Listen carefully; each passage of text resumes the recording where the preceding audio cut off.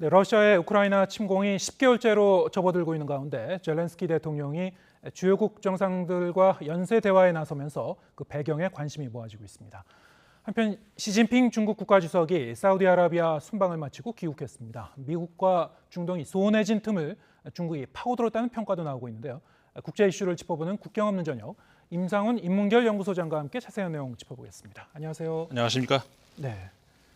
자, 지금 러시아 우크라이나 전쟁 상당히 좀 그 장기화되고 있는 것 같습니다. 그렇죠. 네, 지금 그 양측 간의 교전이 주말에도 격화가 됐었죠. 네, 잠시 좀 소강 상태로 있나 싶었는데 최근 들어서 다시 좀 격화되고 있는 그런 양상이 보여집니다. 그러니까 이게 이제 휴전 이야기도 좀 나오기는 나옵니다만은 네. 당장에서 이게 휴전으로 갈 것 같지는 않고 다만 이제 휴전 이야기가 나오기 시작하면은 모든 우리 역사에서 보면은 전쟁에서 휴전 이야기가 나올 때 조금이라도 유리한 위치를 점령하기 위해서 더 격화되지 않습니까? 한국 전쟁도 그랬고 베트남 전쟁도 그랬고 그렇기 때문에 휴전 이야기가 나오는 건 반가운 이야기지만 당장 이 올 겨울에 어떤 그런 무슨 눈에 띄는 결과가 있을 것 같지는 않고 오히려 반대로 그 아까 말씀드린 것처럼 그 좀 더 유리한 위치를 그 점유하고 그 다음에 이제 그 협상장에 가겠다 이런 계산이 양측에 있는 것 같습니다. 네. 지금 젤렌스키 우크라이나 대통령이 내건 그 몇 가지 조건이 있었습니다. 네.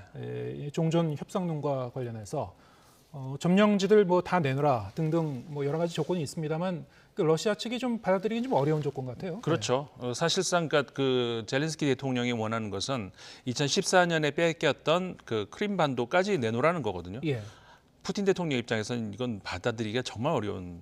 그러니까 이게 지금 협상이 어렵다는 것이 휴전 협상이 이제 이루어지려면 양측이 뭔가가 좀 공감할 수 있는 그 정도면 받아들일 수 있다 이게 나와야 되는데 그건 전혀 보이질 않거든요. 네. 지금 우크라이나 같은 경우에는 그 2월 24일 전쟁 개시된 이후로 초반에 이 우크라이나는 몇 주 못 버틴다라는 것을 예상을 깨고 지금까지 오히려 피해를 그 공격 측에서 더 많이 입고 있는 그런 상황까지 갔고 그렇다면은 내친 김에 과거 빼앗겼던 땅까지 모두 지금 소복을 하겠다는 그런 입장이기 때문에 그런 그 조건이 충족되지 않으면은 협상에 임할 생각이 전혀 젤렌스키 대통령은 없어 보인단 말이죠.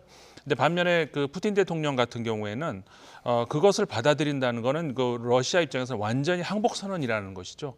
그 푸틴 대통령 입장에서는 이건 받아들일 수가 없는 그런 그 조건 아니겠습니까? 그렇기 때문에 푸틴 대통령은 적어도 크림반도 그다음에 이번 전쟁에서 얻은 그 우크라이나의 동부 지역 그 정도를 양보를 하는 선에서 우크라이나가 양보를 하는 선에서 만약에 협상을 임한다면 그러면 받아들일 수 있을지는 모르지만 그렇게는 우크라이나가 전혀 받아들일 가능성이 없기 때문에 네. 현재로서는 사실상 그 휴전 이야기는 나옵니다만은 뭐 어렵다고 봐야 됩니다. 네. 이런 이 휴전론, 협상론이 그래도 계속 좀 나오고 있는 그 배경에는 네, 어떤 뭐 이 외교적인 그 움직임이 그래도 있지 않은가. 그렇죠. 네, 젤렌스키 대통령이 바이든 미국 대통령 그리고 마크롱 프랑스 대통령 그리고 또 에르도안 튀르키예 대통령과 연쇄적으로 이제 전화 통화를 한 게 네. 있었어요. 네, 네. 네, 어떤 얘기가 오고 갔을까요? 하루에 그 연쇄 이게 회담을 하는 것이 물론 전화입니다만은 이게 참 그 이례적인이긴 한데 네, 사실상 이 우크라이나 입장에서 세 나라의 역할은 조금씩 달라 보입니다. 예, 사실 그 튀르키예 같은 경우에는 바로 인접 국가죠. 러시아, 우크라이나 인접 국가이기 때문에 어떻게 보면 튀르키예의 그 안보 상황하고도 밀접하게 연관이 되고 전쟁 초반부터 어떻게 보면은 그 중재 역할을 많이 하려고 했었죠.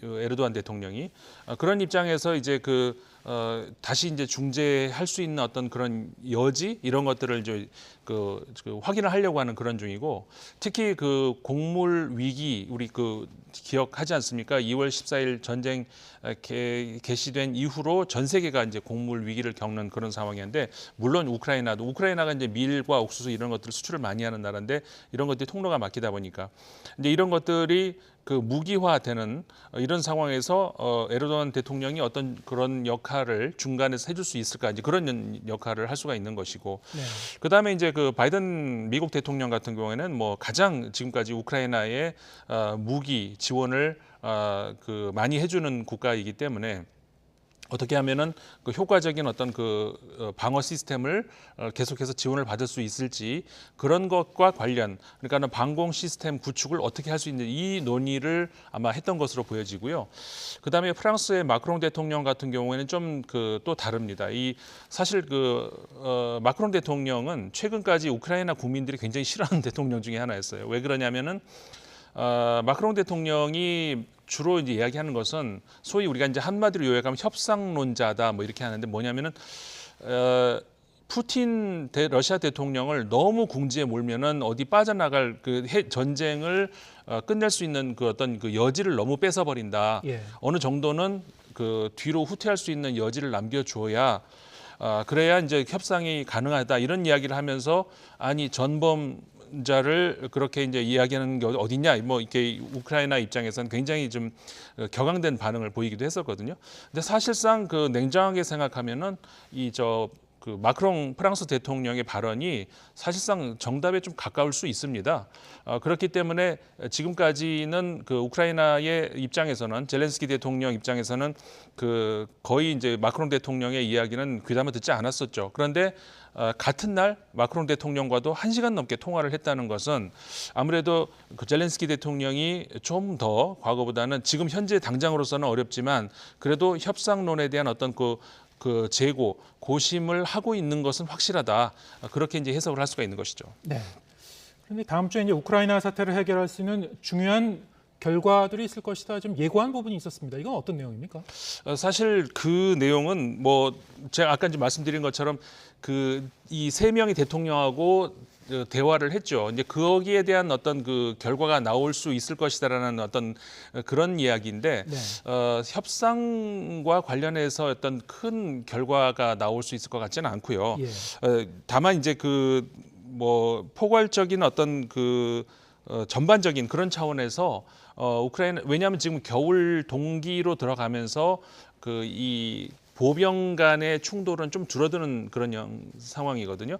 왜냐하면은 그러니까 헤르손 지역을 러시아도 이제 철수를 하지 않았습니까? 그것도 마찬가지라고 봐야 되는 것이 우리가 이제 헤르손에서 러시아 군대가 철수를 했을 때 러시아가 후퇴한 것 아니냐는데 그건 제가 그때도 말씀을 드렸습니다마는 후퇴라기보다는 전략적 후퇴라고 할 수도 있는 것이고 겨울로 들어가면서 보병은 이제 손실을 최대한으로 줄이고 대신에 이제 미사일 공격 등 포병을 많이 사용하라는 그런 양상으로 가고 있는데 그런 차원에서 이제 전략적인 큰 변화가 있지 않을까라는 그런 차원에서 어떤 발표가 있을 가능성이 있다 이렇게 보여지고요. 우크라이나 입장에서도 그러니까는 포병 간의 이제 어떤 미사일 등 아니면 이제 드론 공격이라든가 이런 것들도 그러니까 보병이 직접 이제 맞서서 싸우는 그런 양상에서 좀 벗어나는 그런 형태에 오면서 어떻게 보면은 선제 타격이라고 할까? 러시아도 그런 이야기를 했었죠. 그러니까 미사일 공격을 내가 받을 것 같으면 미리 미사일 기지를 먼저 우리가 이제 치는 그러면서 미국 이야기를 했잖아요, 러시아가. 그러니까 미국식 어떤 전략이다 이런 이야기를 했는데 그것이 이제 선제 타격을 이야기를 하는 건데 이제 그런 관련해 가지고 어떤 전략적인 중대한 변화가 있을 것 같고 아마 그 이야기가 나오지 않을까 이렇게 예상할 수 있을 것 같습니다. 네.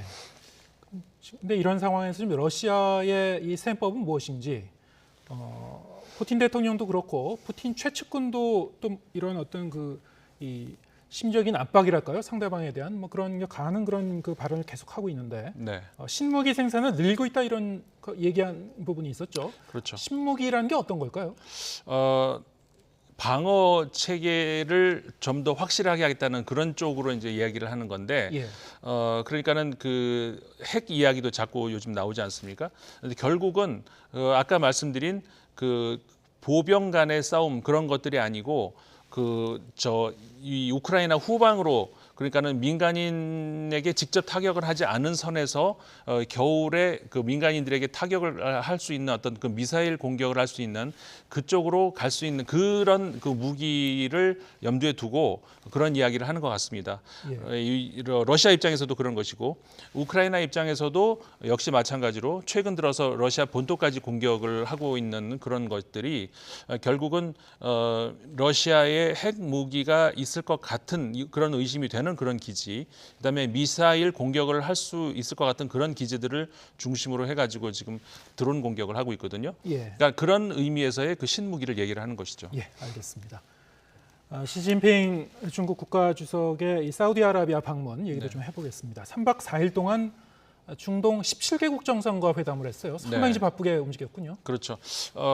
제가 알기로는 중국과 이렇게 중동 국가가 한꺼번에 모여서 이 정상회담을 하는 것이 처음이 아닐까 예. 싶은데요. 앞으로는 정례화한다고도 이번에 했었죠. 2년에 한 번씩 그 중국과 중동 국가들 정상들이 이제 회담을 하는 것을 정례화하겠다. 이제 굉장히 어떻게 보면 중국 입장에서는 성과라고 할 수가 있는데 중동 국가들 중에서 물론 이제 시아파와 수니파가 이제 대립을 하고 있습니다만은 그 수니파의 그것도 종주국이라고 할 수 있는 사우디아라비아가 특히 이제 중국하고 이번에 정상회담을 하면서 실권을 행사하고 있는 왕세자까지 같이 동참을 했죠. 어떤 그 전략적인 큰 어떤 포괄적인 그런 관계를 설정을 하는 그런 어떤 그 두 나라 사이에서 관계를 한 단계 올려놨다 이렇게 볼 수가 있는 것이고요. 우리 잘 알고 있는 것처럼 중동 관계가 굉장히 복잡하게 얽혀 있는데 중동 내부에서도 그렇지만 미국과의 관계도 그렇고 이스라엘 관계도 그렇고 이런 것들이 얽히고 얽혀가지고 지금 중국과 사우디에 이렇게 그 가까워지는 이런 것이 이란과의 관계도 그렇고 미국과의 관계도 그렇고 굉장히 앞으로 큰 뭐라고 몇 수를 내다봐야 되는 우리 좀 뭐 바둑으로 치자면 네. 그런 여러 가지 변수들이 좀 남아 있습니다. 예. 이렇게 시진핑 주석이 이 연쇄적인 정상회담을 했을 때는 어떤 정치적, 경제적 노림수가 있었을 텐데 그렇죠. 양 측면에서 성과가 적지 않았던 것 같습니다. 그렇습니다. 예. 그러니까 일단 맨 처음 배경으로 우리가 봐야 되는 것은 사우디아라비아는 전통적인 미국의 우방국 아니겠습니까? 네. 20세기 초부터 사우디아라비아가 건국이 되는 시점부터 미국은 사우디아라비아에게 그 안보를 제공하고 체제를 보장한다. 대신에 우리에게 안정적인 석유를 제공해라라는 것이 두 나라 사이에서의 큰 합의였는데 이 합의가 70년이 지속이 되고 있었죠. 중간중간에 몇 번의 그 뭐랄까요 좀 위기도 있긴 있었습니다. 뭐 80년대에도 그렇고 그럴 때마다 항상 이 문제가 되는 것은 항상 그거죠. 사우디아라비아는 안보를 보장받고 싶은 것이고 왜냐하면 중동 상황이 워낙 복잡하니까 그 한마디로 얘기하면은 우산을 잘 씌워서 우리를 보호해달라는 것, 무기를 제공해달라는 것 그런 것에 대해서 미국이 오케이 그거는 뭐 제공하고 대신에 우리는 안정적으로 석유를 공급받으면 되는데 그랬을 때 항상 부딪혔던 부분이 뭐냐면은 그런데 우리는 이 무기 필요하고 저 무기 필요하고 했을 때 미국 입장에서 그건 곤란한데 그런 것들이 있었죠. 그럴 때마다 사우디아라비아 그래 그렇다면 우리는 딴 생각이 있어라고 하는 것이 이번에도 비슷한 양상이 또 나온 거거든요. 예. 이렇게 되면서 이번에는 약간 다른 것은 뭐냐면은 인권 문제가 어떻게 보면 출발이 됐었죠. 가스큐지 언론인이 잔인하게 살해된 것에 대해서 미국이 강력하게 제재를 가하겠다는 어떤 그런 본때를 보여주겠다 뭐 이런 그 입장을 보이면서 예. 거기에 대해서 사우디아라비아 그러면 우리는 중국이 있어라고 하는 그런 쪽으로 가는 것이고 중국 입장에서는 지금 여러 가지로 에너지 위기 상황에서 이 사우디아라비아하고 어떤 그런 관계를 유지를 한다라고 하는 것은 중동 쪽으로 특히 이제 중국에서 중동을 거쳐서 아프리카까지 가는 1대1로 사업에서 어떻게 보면 중간 거점이라고 할 수 있는데 굉장히 중요한 그 성과라고 중국 입장에서 할 수가 있는 것이죠. 예, 그렇군요. 게다가 지난 7월에 바이든 미국 대통령은 이 사우디 방문했다가 거의 빈손 귀국을 했다는 그런 그렇죠. 얘기 굉장히 굴욕을 당했죠. 상당히 좀 대조적이기도 하고요. 네. 사실 이제 중국이 세계 최대 석유 소비국이지 않습니까? 그렇죠. 사우디아라비아로서는 이제 결코 무시할 수 없는 교역 대상국이기도 그렇죠. 하고 큰 손님이죠. 말씀하셨다시피 미국과 중동 사이가 이제 벌어진 틈을 이렇게 이제 공략하는 그런 셈인데 네. 어떻습니까? 앞으로 이 중국이 이 중동 지역에서 미국을 대신해서 어떤 그 동맹의 지위를 차지할 가능성 어떻게 전망하십니까? 사실상 뭐 중국의 최대 목표겠죠. 예. 그리고 이제 소위 말해서 오일 머니다. 그러니까 이 석유를 팔고 사고 하는 데 있어서 지금까지 달러를 가지고 이렇게 사고 하는데 중국이 가장 원하는 바는 앞으로 최종 목표는 이 중국 웬화가 그 기축 통화가 되는 것, 예. 그래서 석유를 사고 팔고 하는 것들도 중국 통화로 할 수 있다면은 그게 예. 이제 최종 목표가 되는데 그게 이제 가능성이 지금 보인다는 것. 그렇습니까? 예, 그러면서 이제 거기에서 중국에서는 그게 최종 아주 가장 큰 성과라고 할 수가 있는 것이고, 하지만 그 석유 오일 머니보다 어떻게 보면 더 중요하다고 할 수 있다면은 아까 말씀드렸던 중동의 어떤 안보 상황, 그것이 가장 중요한데, 그것을 미국이 중국한테 손에 넘겨주리라고는 지금 현재의 그 국제 관계에서는 상상할 수가 없기 때문에 중국이 원하는 것만큼은 당장 어떤 경제적인 실리 효과는 상당히 많이 얻을 수 있지만 최종 목표로 삼을 수 있는 어떤 그 중동에서의 맹주, 그거는 당분간은 그것까지는 기대하기가 어렵겠죠. 그렇군요.